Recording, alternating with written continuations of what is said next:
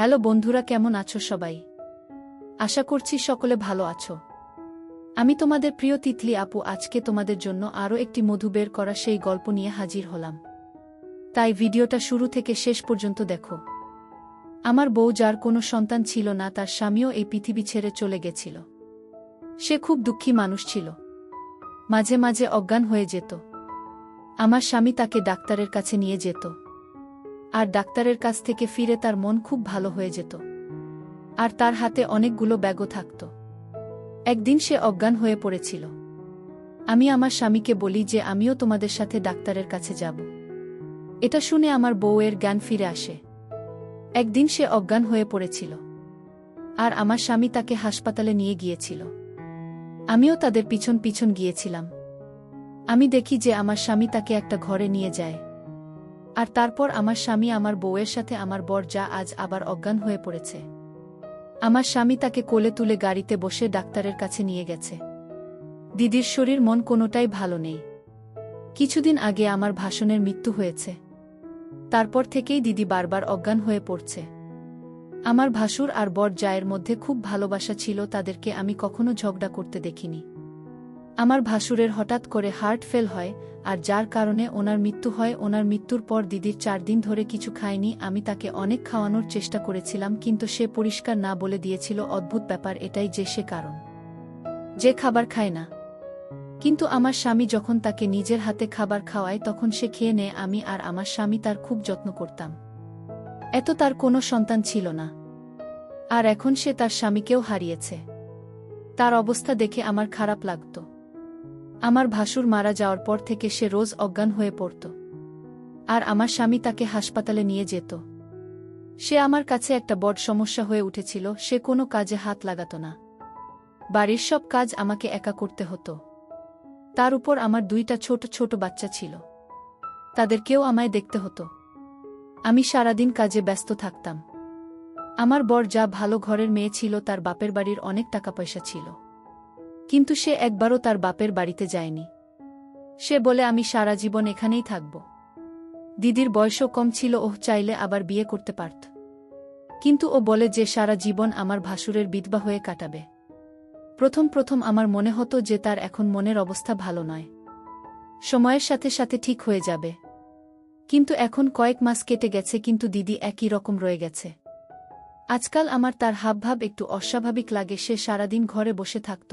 আমি তার জন্য ঘরে খাবার নিয়ে যেতাম। পাড়ার মহিলারা তার সাথে দেখা করতে এলে সে ঘর থেকে বের হতো না, বলতো সে কারোর সাথে দেখা করতে চায় না। সারাদিন সে একদম ঠিক থাকত, কিন্তু যে আমার স্বামী বাড়ি ফিরত সে ঘর থেকে বেরিয়ে আসত, আর আমার স্বামীকে জড়িয়ে ধরে কাঁদতে শুরু করত। সে কাঁদতে কাঁদতে বলতো, তোমার দাদা আমাকে কেন একা রেখে চলে গেল? আমি এখন সারা জীবন কিভাবে কাটাব? আমি ভাবতাম যে ও সারাদিন একটুও কান্নাকাটি করত না, কিন্তু আমার স্বামীকে দেখেই তার কান্না পেয়ে যেত। এটা দেখে আমার খুব রাগ হতো। তার যদি এতই কষ্ট হয় তাহলে সে আমাকে জড়িয়ে ধরে কাঁদতে পারত, নিজেকে হালকা করতে পারত, কিন্তু তা না করে সে আমার স্বামীর ফেরার অপেক্ষায় বসে থাকত। আমার স্বামী সারাদিন খেটে খুঁটে ক্লান্ত হয়ে বাড়ি ফিরত, আর দিদি তাকে একটু বিশ্রামও করতে দিত না। সে বাড়ি ফিরতে না ফিরতেই দিদি তার কাছে গিয়ে কাঁদতে শুরু করত, আর তারপর অজ্ঞান হয়ে পড়ত। আমার স্বামী তাকে কোলে করে ডাক্তারের কাছে নিয়ে যেত, আর ডাক্তারের কাছ থেকে ফিরে এসে দিদি একদম ঠিক হয়ে যেত। সে চুপচাপ নিজের ঘরে চলে যেত। আমি আমার স্বামীকে কোনো কাজ করতে বললে সে পরিষ্কার না বলে দিত, বলতো যে আমি এখন খুব ক্লান্ত, তোমার বোঝা উচিত, আর এখন সব দায়িত্ব আমার ঘাড়ে এসে পড়েছে। আমি চুপ করে যেতাম, কিন্তু তার বৌদি তাকে কিছু বললে সে কখনো না বলতো না। দিদির বয়স কম ছিল, আমার স্বামীও বেশি বয়স ছিল না। আমার ভাসুর আমার স্বামীর থেকে 6 বছরের বড় ছিলেন। আমার ভাসুরের বিয়ের পর আমার শাশুড়ি মা মারা যান, আর আমার শ্বশুরমশাই তার আগেই মারা গিয়েছিলেন। বাড়িতে শুধু 2 ভাই থাকতো। আমার বর যা আমাকে পছন্দ করে বাড়িতে এনেছিল। আমার বর যা খুব সুন্দর দেখতে ছিল। আমার স্বামী খুব হ্যান্ডসাম ছিল। আমি দেখতে সাধারণ ছিলাম। আমার ভাসুর ও সাধারণ দেখতে ছিলেন, কিন্তু খুব নম্র ভদ্র স্বভাবের ছিলেন। এমনটা কখনো হয়নি যে আমার বর যা তার কাছে কিছু চেয়েছে আর তিনি সেটা দেননি। আমার স্বামী আমার উপর সবসময় লেগে থাকত। বিয়ের প্রথম রাতে ও আমার স্বামী আমার উপর বিরক্ত হয়েছিল। সে কখনো আমার সাথে ভালোভাবে কথা বলতো না। আমার 2টা বাচ্চা ছিল, কিন্তু আমার বড় জায়ের কোনো সন্তান ছিল না, তাও আমি কোনোদিন দেখিনি। তাকে আমার বাচ্চাদেরকে আদর করতে, তার নিজের কোনো সন্তান নেই। সে আমার বাচ্চাদের কোলে নিয়ে নিজের সন্তানের শখ মেটাতে পারত। কিন্তু সে সারাদিন নিজেকে নিয়েই ব্যস্ত থাকত। বাড়ির সব কাজকর্মের দায়িত্ব সে আমার উপর ছেড়ে দিয়েছিল। নিজে কখনো জিমে গিয়ে নিজের ফিটনেস বাড়াতো, আবার কখনো পার্লারে গিয়ে নিজেকে আরও সুন্দর করে তোলার চেষ্টা করত। আমার স্বামী আমার থেকে দূরে দূরে থাকত। আমি রাতে সাজগোজ করার সময় পেতাম, কারণ আমার বড় যা সারাদিন আমাকে রান্নাঘরে ব্যস্ত রাখত। কিন্তু আরহান বলতো, রাতে সাজগোজ করে কি লাভ? আমি যখন বাড়ি আসি তখন তুমি ঘেমে টেমে থাকো।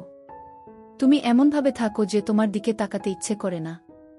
আমি বাড়ি ফেরার আগেই তুমি সব কাজ সেরে তৈরি হয়ে থাকবে। বৌদিকে দেখো কেমন দাদা বাড়ি ফেরার আগে সেজেগুজে তৈরি হয়ে থাকে, তাতে দেখতে কত ভালো লাগে। আমি মাঝে মাঝে আরহানের ব্যবহার ঠিক বুঝতে পারতাম না। সমস্যা এটাই যে আমি খুব সরল আর নরম স্বভাবের মেয়ে ছিলাম। আমি বেশি চালাকি করতে পারতাম না। বিয়ের প্রথম রাতে আমার স্বামী আমাকে বলেছিল যে আমি যেন আমার বর্জ্যের কোনো কথা অমান্য না করি, তাই আজও আমি কখনো তার কথা অমান্য করিনি, তার সাথে কোনোদিন ঝগড়া করিনি। আমার গায়ের রং ফর্সা ছিল, কিন্তু আমার সময় হতো না আরহানের বাড়ি ফেরার আগে সেজেগুজে তৈরি হবার। একদিন আমি চেষ্টা করেছিলাম রান্নাঘরের সব কাজ তাড়াতাড়ি সেরে তৈরি হতে, কিন্তু যেই আমি ঘরে যাচ্ছিলাম উনি আমার বর যা সেজেগুজে তার ঘর থেকে বেরিয়ে আসে, এসে বলে, সে যা তুমি তো আরহানের জন্য সালাদ বানাও নি, তুমি জানো না ও স্যালাড খেতে কত ভালোবাসেন, কি রকম বড় তুমি, তোমার স্বামীর পছন্দ অপছন্দের ব্যাপারে তুমি কিছুই জানো না, আমাকে দেখো।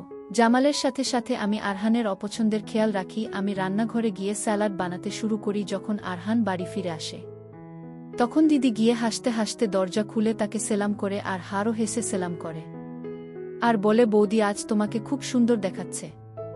তুমি তোমার বোনকে ও একটু সাজগোজ করা শিখিয়ে দিও তো। যখনই আমি বাড়ি আসি তখনই রান্নাঘরে ব্যস্ত থাকে। তার কাছে গেলেই আদা, রসুন আর হলুদের গন্ধ আমার নাকে লাগে, আর আমার মেজাজটাই খারাপ হয়ে যায়। দিদি ঠিক করে হাসতে শুরু করে আর বলে, আরহান তোমার বক্ষ খুব লেট পিঠে, সারাদিনেও তার বাড়ির কাজ শেষ হয় না। আমাকে দেখো, তোমার দাদার ফেরার আগে সব কাজকর্ম সেরে কেমন তৈরি হয়ে যায়। কিন্তু দিদি এই হাসি খুশি চেহারা শুধু আরহানকে দেখাতো। যখন আমার ভাসুর বাড়ি ফিরত তখন দিদি আরহানের সাথে গল্প করতে ব্যস্ত থাকত।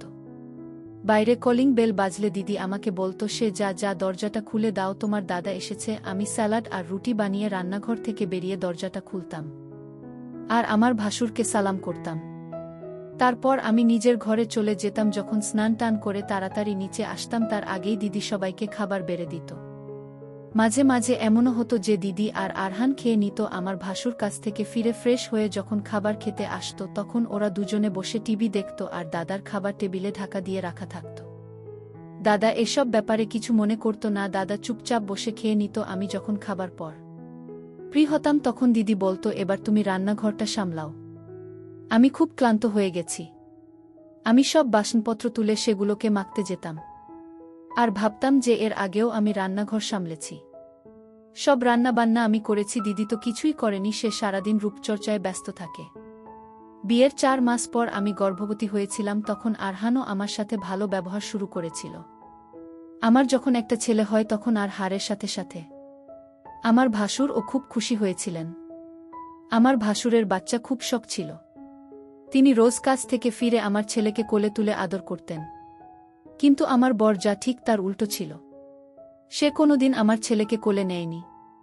সে মুখে বলতো যে সে বাচ্চা চায়, কিন্তু তার ভিতরে আমি কখনো মায়ের মমতা দেখতে পাইনি। আমার বড় ছেলে যখন 4 মাস বয়স ছিল তখন আমি আবার গর্ভবতী হই। আমি ভেবেছিলাম আমার শরীরের অবস্থা দেখে আমার বড় জায়ের আমার উপর দয়া হবে, কিন্তু তার কোনো লক্ষণ আমি দেখলাম না। এত ছোট বাচ্চাকে ছেড়ে আমাকে রান্নাঘরের সব কাজ একা করতে হতো। আমি যখন আরহানকে বলতে চাই যে দিদি আমাকে একদম সাহায্য করে না, তখন খুব রেগে যায় আর বলে, তুমি এখন নালিশ করা শুরু করে দাও যাতে আমাদের সংসারে ভাঙন ধরে। বৌদিও এই বাড়িতে থাকে, সে কখনো তোমার নামে নালিশ করেছে বলেনি, কারণ সে ঘর গড়তে জানে।